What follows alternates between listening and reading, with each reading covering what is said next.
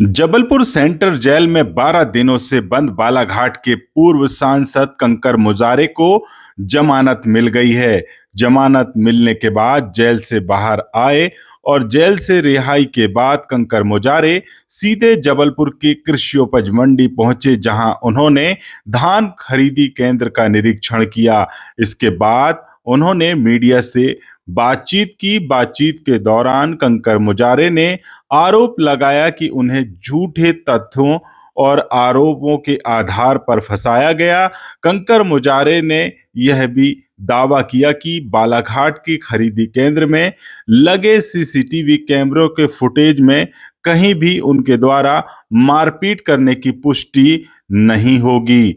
फिलहाल उन्होंने फिर से यहां धान खरीदी केंद्र का निरीक्षण किया और जो धान खरीदी में चल रही गड़बड़ी को लेकर गंभीर आरोप लगाए हैं। वहीं उनकी जमानत को लेकर प्रिया रांगढाले अधिवक्ता ने क्या कुछ कहा है वह भी हम आपको सुनाएंगे।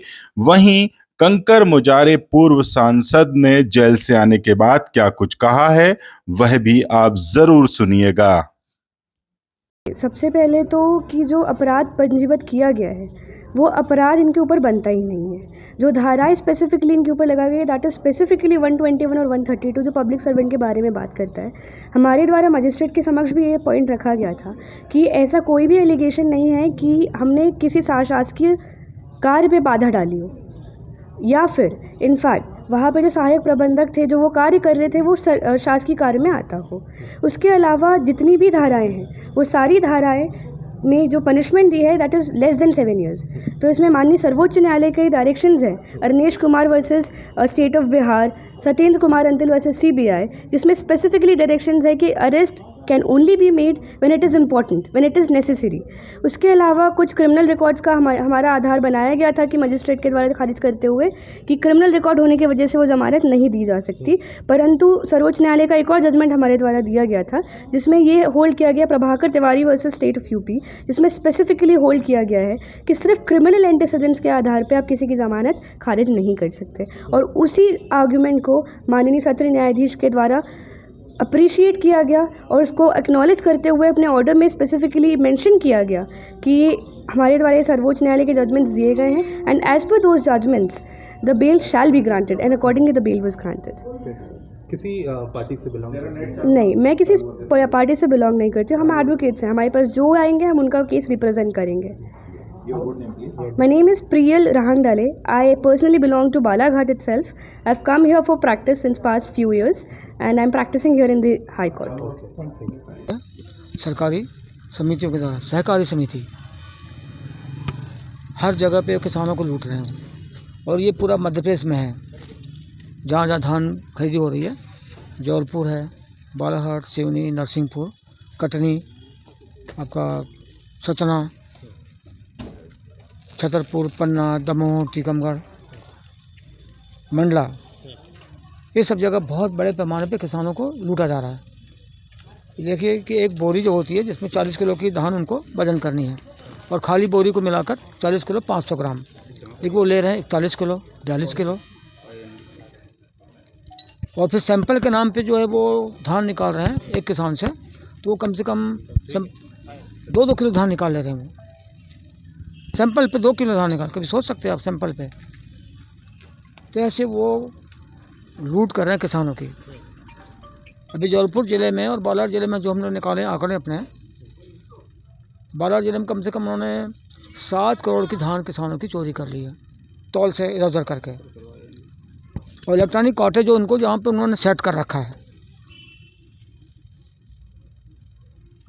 तो वो कांटा क्या है वो कम ज़्यादा कर देता है, वो सेट करा। और सभी कांटों को सेट नहीं किया उन्होंने, कुछ कांटों को सेट कर दिया जिसमें उनको हेरा फेरी करना है।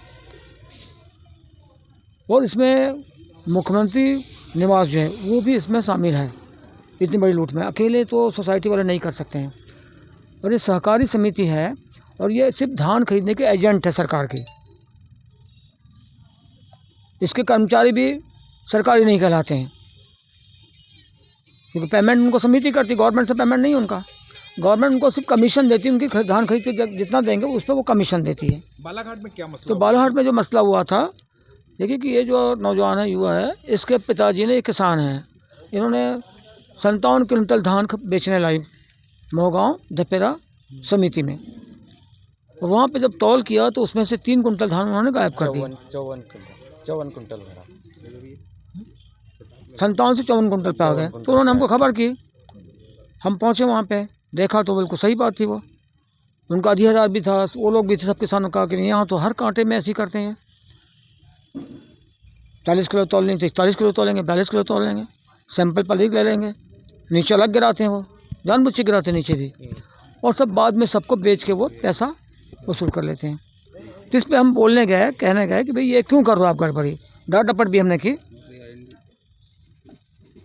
तो कहा नहीं यहाँ पे तो ऐसे होता है। हमने ऐसे कैसे होगा। तो एक जो कर्मचारी ज़्यादा बातचीत करा तो उन्हें हमने कहा कि भागो यहाँ से, हटो तुम यहाँ से, क्योंकि उससे किसान भड़क रहे थे। तो हमने कहा हटो यहाँ से। अब वो भगा दिया उसको। वहाँ कोई मारपीट नहीं हुई है, किसी ने मारा पीटा नहीं है, और सीसीटीवी जो कैमरे लगे वहाँ पर उसके फुटेज है, वो किसी को मारते नहीं दिखा जा रहा है। तो आपको जो जेल डाला गया, क्या लगता है कि वो- ये मामले को दबाने के लिए? ये मामले को दबाने की, करप्शन का जो मामला है, स्कैम जो धान पे हो रहा है सरकार के द्वारा, उसको दबाने के लिए हमको जेल में डाल दिया। सरकारी काम में हस्तक्षेप किया, अपने बाधा पहुंचाई, सरकारी कर्मचारी को मारपीट की है। 1 घंटा पहले एक कर्मचारी को सस्पेंड कर दिया। और 1 घंटे पहले 2 कर्मचारियों को दूसरी समिति में, वहाँ से मुश्किल से 3-4 किलोमीटर होगी, कुम्हारी में, कलेक्टर को बुलाया हमने, कलेक्टर ने वहाँ सस्पेंड किया हुआ है वही गलती पर। अब वही गलती हमने यहाँ पकड़ी।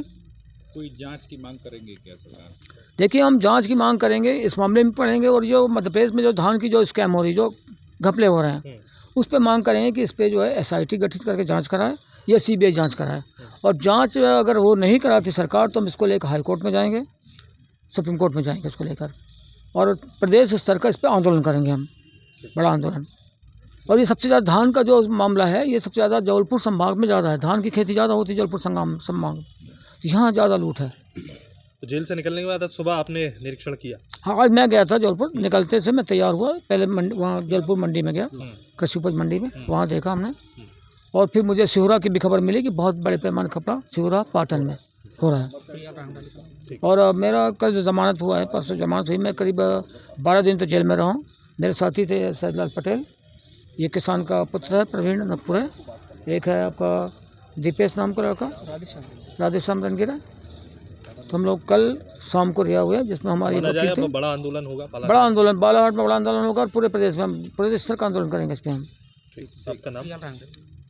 मेरा नाम कंकर मंजारे, मैं पूर्व सांसद हूँ बालाघाट से।